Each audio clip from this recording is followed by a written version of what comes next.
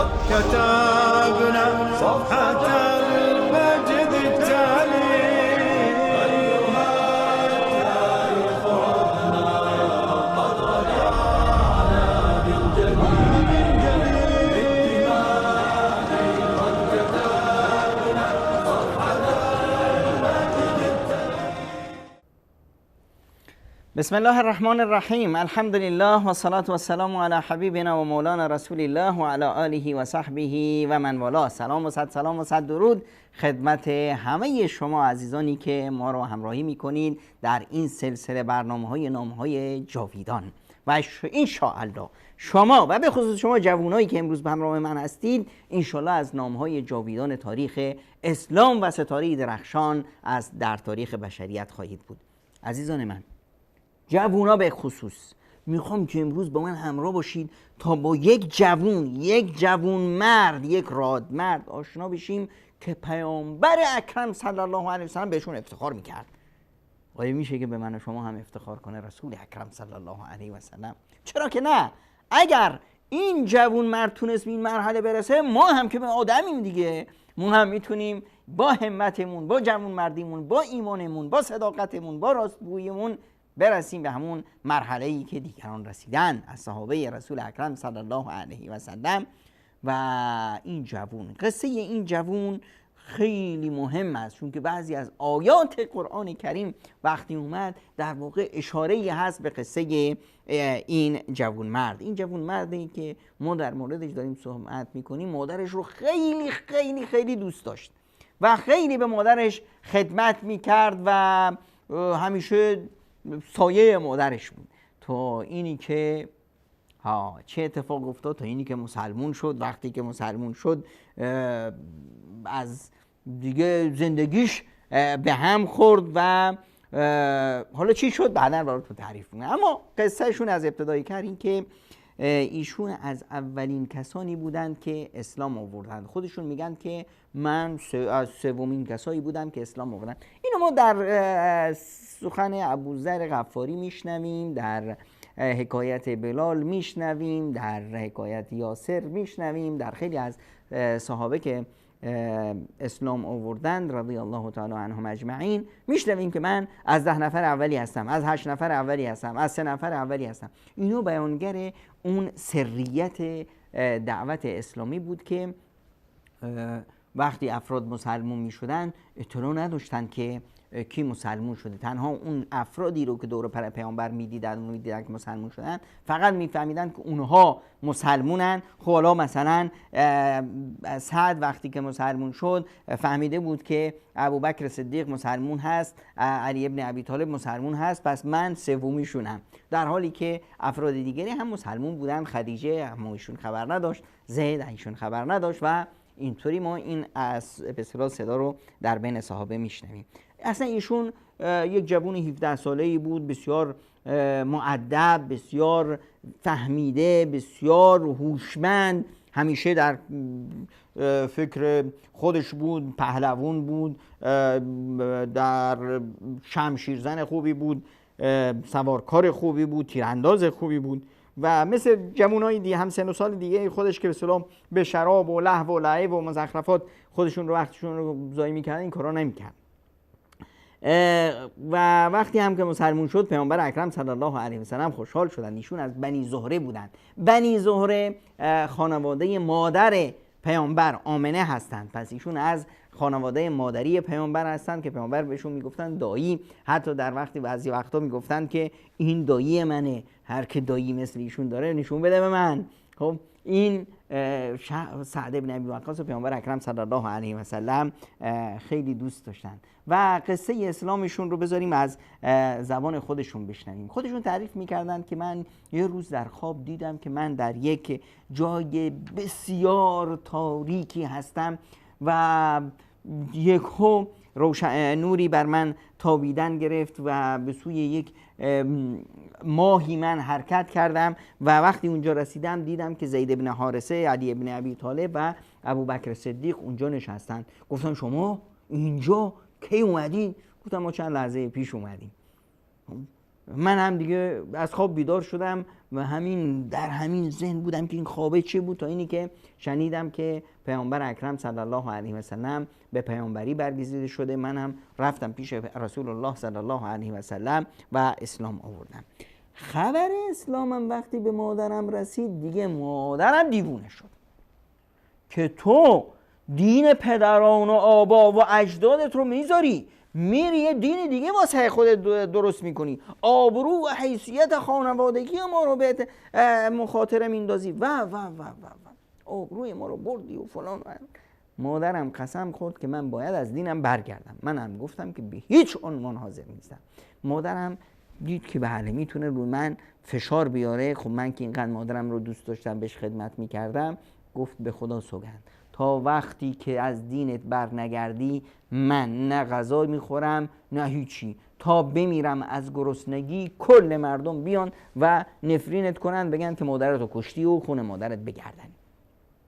مادرم اعتصاب غذا کرد، منم میرفتم نازشو میخریدم، مادر جان خود این کارو نکن، تا دیدم که هیچ راه حلی نیست. آخرش گفتم به خدا سوگند من تو رو خیلی دوست دارم، اما بیش از تو خدا و رسولش رو دوست دارم. اگر در تن تو 100 تا جان باشه و من ببینم که یکی یکی این روح از بدن 100 بار میاد بیرون و 100 بار میمیری، از اینو میتونم تحمل کنم، اما از دینم برگردم این امکان پذیر نیست. وقتی که مادر دید که این دیگه راه حلی باش نیست، اون وقت مجبور شد که غذاشو هم بخوره و اعتصابشو بشکنه. و اینجا بود که قرآن کریم این صحنه بسیار زیبا رو به تصویر کشید. و ان جاهداک علی ان تشرک بی ما لیس لک به علم فلا تطعهما و صاحبهما فی الدنیا معروفا. بله، اون خدایی که شما رو امر کرده به بر والدین و بر والدین رو بعد از ایمان به خداوند قرار داده و اینقدر بهش بها داده، همون خداوند به شما میگه که اگر پدر و مادر تو رو مجبور کردند به شرک، حرفشون رو نگیر، اما بهشون خوبی کن. اگر هر چه بدی کردن، و صاحبهما فی الدنیا معروفا، تو این دنیا بهشون خوبی کن. خوبی کردن وظیفه توست، اما لا طاعت فی مخلوق فی معصیت الخالق، در نافرمانی خداوند متعال حرف هیچ احد الناسی رو نگیر، هر کی میخواد باشه. خوبی پدر و مادر و نیکی کردن به پدر و مادر، رسیدگی به پدر و مادر، یه حرف اونها رو گرفتن در مقابل حرف خدا و رسولش یه حرف دیگه. نه، اینجا حق ندارن پدر و مادر، حرفشون رو نگیر، اما بهشون خوبی کن. این خداوند متعال مکانت و جایگاه پدر و مادر رو اینجا خوب مشخص کرد. بله، وظیفه ما در قبالشون خوبی کردن هست، اما اگر پا از گلیم خودشون درازتر کردن و اومدند مانع این شدن که شما کار خیر بکنید، شما طاعت الله و رسولش رو بکنید، اینجا حرفشون رو نگیرید. و این چنین سعد ابن ابی وقاص در کنار پیامبر اکرم صلی الله علیه و سلم بودند. بعد هجرت کردند، رفتن به مدینه و بعد غزوه بدر شد. در غزوه بدر که اتفاق جالبی افتاد و اون اینی که مسلمان‌ها می‌خواستن برن به بدر، سعد یه برادر کوچیکی داشت به نام عمیر. عمیر هم پهلوان بود، می‌خواست که مثلا خودش رو نشون بده، اون نوجوانی بود و همیشه در کنار سعد بود. اومده بود که با سپاهیان اسلام بره به بدر.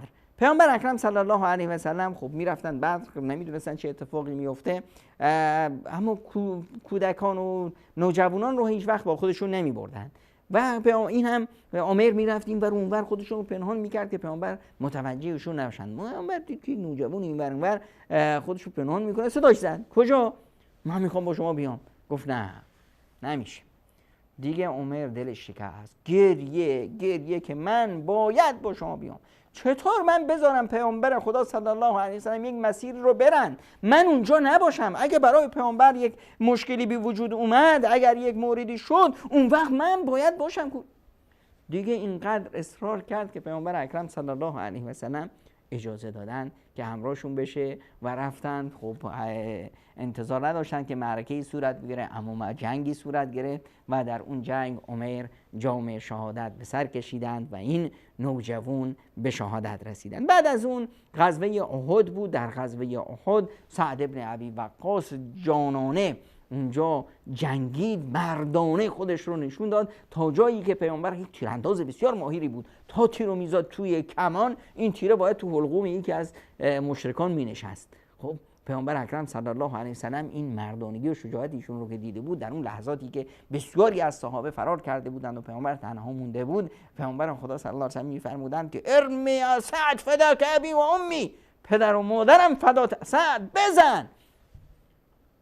هیچ این جمله رو پیامبر اکرم که پدر و مادرم فدات یا سعد به هیچ یک از صحابه نگفته بود. این بود که صحابه سعد همیشه به این افتخار میکرد که پیامبر اکرم صلی الله علیه وسلم به من اینطوری فرمودن. بعد از اینه که پیامبر از دنیا رحلت فرمودن، سعد در همه این غزوه ها، در همه زندگی پیامبر مردانه وجود داشت. زندگی سعد و مردانگی سعد در تاریخ خلافت حضرت ابوبکر صدیق بسیار پررنگ بود. در تاریخ حضرت عمر بن الخطاب ایشون واقعا مردانه بود، تا اینی که مسلمان ها تصمیم گرفتند که یک لشکر بسیار بزرگی رو بفرستند برای فتح سرزمین فارس. سعد این مرد واقعا بر اهل ایران زمین و سرزمین فارس یک شخصی است که باید اسمش رو تو همه تاریخ سرزمین فارس نوشت. باید از ایشون قدردانی بشه. باید ما در کشورامون یه روزی رو بذاریم روز سعد ابن ابی وقاص، اصلا یه هفته رو بذاریم هفته یادبود سعد ابن ابی وقاص. این مرد همون اندازه که حضرت عمر ابن الخطاب بر سر ما منت داره و فضل داره، این آقا هم بر سر ما فضل و منت داره. حضرت عمر بن الخطاب وقتی دیدند که مسلمان انسانها در سرزمین فارس برده مشتی انسانهای قلدر و قالتاق و وحشی های آدم نما شده بودند، خواستند که این منطقه رو از این سلطانها و پادشاهان ظالم زورگوی ستمگر رها کنند تا مردم عوام الناس بیچاره با اختیار خودشون یا اسلام رو قبول کنند یا نکنند. حداقل این فرصت برای این ملت در بند زنجیر بردگی سرزمین فارس این زنجیرها شکسته بشه. واسه این یک لشکر بزرگی رو آماده کردن، به اطراف سرزمین اسلام فرستادند که آقا هر کسی که نیروی جنگی داره، هر کسی که هر فنی از فنهای جنگی، حتی سخنوری، حتی شاعری بلده، به ما بپیونده. یک لشکر بزرگی رو تهیه کردن. الان مونده بود که کی سرلشکر این سپاه باشه و صحابه رو جمع کردند، گفتند که کی رو پیشنهاد میدین؟ همه یک صدا گفتند کی بهتر از سعد ابن ابی وقاص، این جوون مرد، این عزیز. حضرت عمر بن خطاب پرچم سپاه قادسیه رو دادن به دست سعد ابن ابی وقاص و گفتند سعد مواظب باشا، یه وقت تو دلت نیاد که من داعی پیامبر خدا هستم. و ببینید خداوند با هیچ کسی رابطه نسبی نداره. رابطه خداوند با بندگانش بر مبنا و معیار تقواست. پس در همون مسیری که خودت پیامبر رو دیدی که حرکت میکرد، در همون مسیر حرکت کن. کارت کار پیامبر باشه، شیوه و رفتارت رفتار پیامبر خدا صلی الله علیه و سلم باشه. و حضرت سعد شد سرلشکر این ارتشی که 99 تا از افرادی که تو بدر بودن و مژده بهشت داشتن تو این لشکر بودن.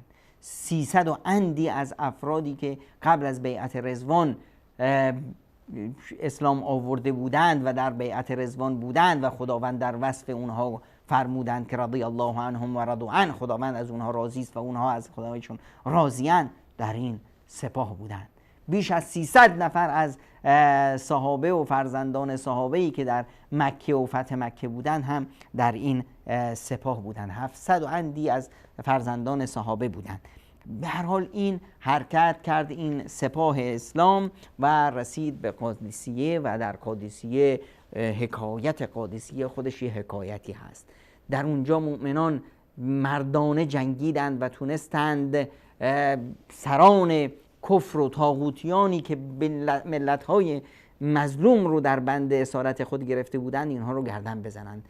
رستم دستان اونجا گردن زده شد و در یک معرکه بسیار قوی و بسیار پر افتخار مسلمان ها پیروز شدند و سرزمین فارس از قید بند اسارت طاغوتیان آزاد شد و مؤمنان، انسانهای عاقل نیاکان ما که در بند اسارت بودند، وقتی که این زنجیرها شکسته شد و پیام اسلام و نور اسلام رو دیدند، همشون یک صدا گفتند لبیک اللهم لبیک، اشهد ان لا اله الا الله و اشهد ان محمد رسول الله. و بدین سان سرزمین فارس شد سرزمین اسلام و یکی از افتخارات تاریخ اسلام. و سعد بن ابی وقاص در آفریدن این افتخار، در ساختن این افتخار نقش بسیار بسزایی داشت. و بعد از اون هم سعد مدت زمان طولانی رو زندگی کرد، زندگی پر از رشادت، پر از مردانگی، تا اینی که وقت وفاتش رسید. جالب اینجا بود که در وفاتش یک لباس کهنه‌ای رو پیش خودش داشت. گفت که وقتی من مردم تو این منو کفنم کنین. وقتی پرسیدن این چیه؟ گفت که این همون لباسیه که من در معرکه بدر پوشیده بودم، در اون معرکه فرقان، در اون معرکه‌ای که خداوند متعال به اونهایی که در اون غزوه شرکت کرده بودن مژده بهشت داده بود. پیامبر اکرم صلی الله علیه و سلم به اونها مژده داد که خداوند متعال به شما گفته اعملوا ما شئتم فقد غفرت لكم، هر چه میکنید بکنید، شما دیگه خداوند از شما درگذشته. اینقدر با مورد اعتماد خداوند بودن که خداوند به اونها گفت اعملوا ما شئتم و خداوند میدونست که اونها هرگز کج نخواهند رفت و تا آخر عمر استقامت میکنن. اونهایی که تو بدر بودن و روز بدر رو دیدن که فرشتگان خدا به هم رزمی اونها اومده بودن، در کنار اونها شمشیر زده بودن، اونها دیگه مرتبه فوق از فرشتگان رو رسیدن و سعدی که از اونها بود و در همون لباس کهنه بدرش کفن شد و دفن شد.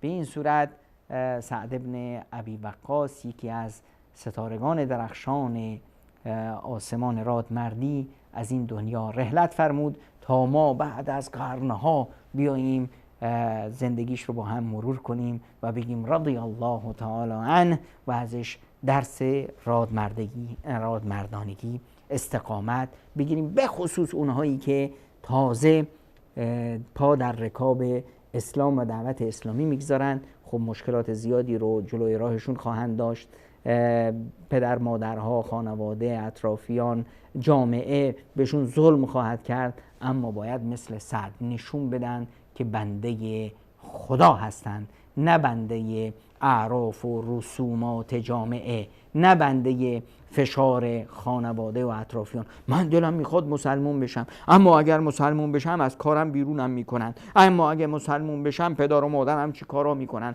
اما اگر مسلمون بشم زنم رو ازم میگیرن، بچه‌ام رو ازم میگیرن. نه خیر، سعد باش و بدون که هیچ کسی غیر از خدا و رسولش اطاعتش بر ما واجب نیست.